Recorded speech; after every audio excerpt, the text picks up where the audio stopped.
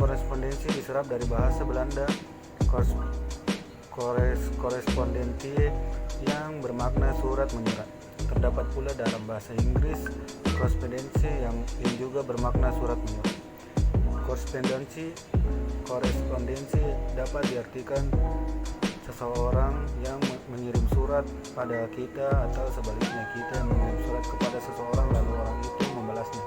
Kata korespondensi memiliki arti tersendiri. Menurut Kamus Besar Bahasa Indonesia adalah perihal surat menyurat yang memiliki hubungan. Jenis-jenis surat korespondensi. Korespondensi memiliki dua jenis surat, yaitu korespondensi eksternal dan korespondensi internal. Korespondensi eksternal adalah hubungan surat menyurat yang berhubungan dengan pihak luar atau perusahaan. Korespondensi internal adalah hubungan surat menyurat yang dilakukan oleh pegawai-pegawai yang ada di dalam kantor atau ruang lingkup internal dari perusahaan tersebut. Unsur-unsur pembuatan surat korespondensi. 1. Pengirim surat. Ini menjadi unsur penting karena surat harus mengetahui siapa pengirimnya untuk memudahkan dalam mengidentifikasi asal surat tersebut. Yang kedua, penerima surat. Unsur kedua ini juga menjadi unsur pokok karena tidak mungkin surat dibuat tanpa mengetahui untuk siapa surat tersebut dibuat. Yang ketiga adalah isi surat. Unsur ini juga menjadi unsur pokok karena pesan tidak dapat disampaikan bila tidak memiliki isi pesan di dalamnya. Penerima pesan juga tidak dapat mengetahui maksud dan tujuan dari pengiriman pesan tersebut. Yang keempat, saluran yang dimaksud adalah media penyalur atau penyampaian yang dijadikan sebagai proses pendistribusian dari surat tersebut. Syarat-syarat surat yang baik. Surat harus disusun dengan teknik penyusunan surat benar. Isi surat harus dinyatakan secara ringkas, jelas, dan eksplisit. Hal itu menguntungkan kedua belah pihak. Dan bahasa yang digunakan adalah bahasa yang benar, ejaan dan keindahannya bahasa baku dan bahasa yang efektif. Untuk itu bahasa surat haruslah logis, wajar hemat, cermat, sopan, dan menarik. Sedapat mungkin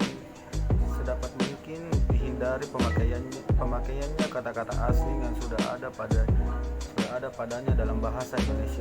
Juga harus dihindari gaya yang keasing-asingan atau yang kedaerah-daerahan. Dan kegunaan surat adalah menyampaikan informasi yang tidak mungkin disampaikan secara bersemuka, mengirim berita yang tidak tergantung pada waktu, tenaga, dan biaya. Alat bukti dalam suatu penyekatan, menyimpan informasi dalam waktu lama, memuaskan diri sendiri, memungkinkan seseorang menafsirkan dengan matang apa yang dimaksud oleh penulis, memberikan kesempatan pada penerimaan surat menentukan reaksi yang diperlukan, memberikan kesempatan yang bertanya pada penulis surat untuk memiliki kata dan kalimat yang tepat sehingga salah paham dapat dihindari, memberikan kesempatan kepada penerima surat untuk menerima bantuan orang lain, menyelesaikan informasi yang tertuang dalam surat dapat digandakan untuk orang lain. Hal-hal bersifat rahasia. Kekurangan surat yaitu adalah kita terpaksa lama menunggu balasannya, surat tidak sampai atau terlambat tiba di alamat, salah paham tidak dapat dihindari karena penulis dan pembaca tidak bertemu antar muka, unsur suplemental dan tanda baca yang tidak lengkap menyebabkan isi surat sulit dipahami. Hanya sedikit yang dapat diungkapkan karena surat dibatasi oleh halaman. Perlengkapan surat berupa kertas, pulpen, amplop, dan perekat harus tersedia.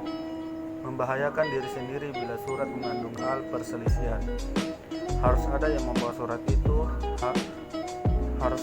harus menyediakan biaya pengirimnya.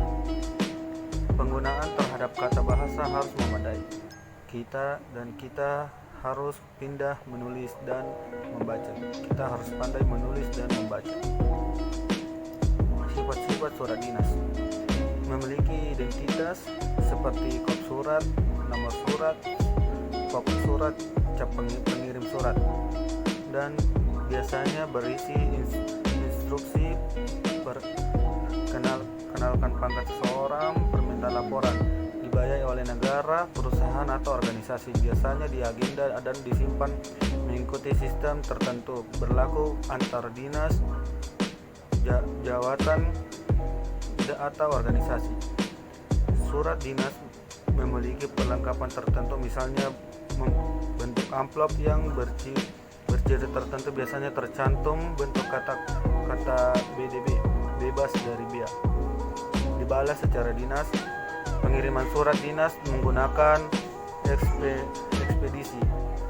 Sifat surat pribadi: kalau perlu dibalas secara pribadi. Hal seperti surat dinas tidak ada. Berisi suatu hal yang berhubungan dengan kepentingan pribadi, misalnya berita keluarga.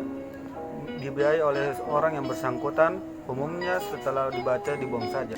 Berlaku antar pribadi dengan pribadi yang lain. Dikirim begitu saja kecuali surat yang dikirim secara tercatat atau kilat khusus. Fungsi surat korespondensi. Fungsi surat ini adalah fungsi korespondensi memiliki fungsi masing-masing yang pembuatannya. Fungsi utamanya yaitu memiliki hubungan yang erat dengan pihak internal atau pihak eksternal dari perusahaan tersebut.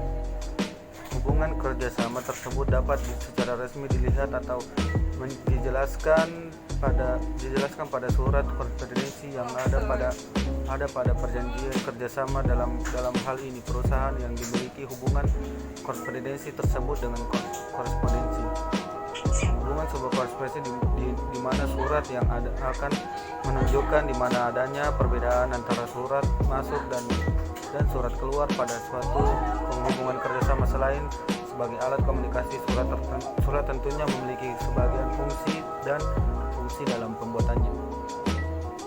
Klarifikasi surat ada berdasarkan wujud, berdasarkan tujuan, berdasarkan isi, berdasarkan panjang kalimat yang digunakan, berdasarkan sifat, berdasarkan tanggung jawab moral, berdasarkan jumlah penerima, berdasarkan keamanan surat, dan berdasarkan urgensi atau reaksi terhadap isi surat. Sekian. Dan yang terakhir adalah simpulannya,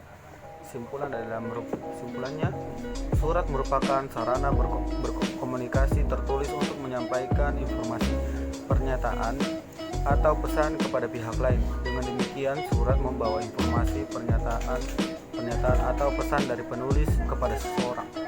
Berdasarkan isinya, surat termasuk jenis karangan paparan. Sebuah pengirim surat mengemukakan maksud dan tujuannya serta menjelaskan apa yang dipikirkan dan dirasakannya melalui surat.